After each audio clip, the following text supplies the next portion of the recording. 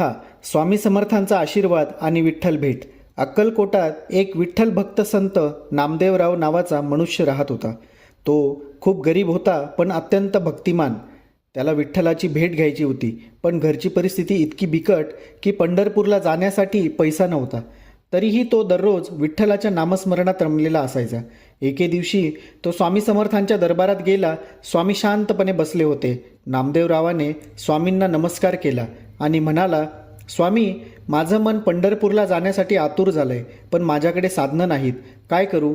स्वामी हसले आणि म्हणाले, कशाला जायचंय पंढरपूरला? विठोबा इथेच येईल तुझ्यासाठी. हे ऐकून सगळे भक्त हसले. पण स्वामी समर्थ नेहमीच चमत्कारांनी भक्तांचा विश्वास दृढ करायचे. त्यांनी नामदेवरावाला सांगितले, आज रात्री इथेच राहा, विठ्ठल तुला भेटायला येईल.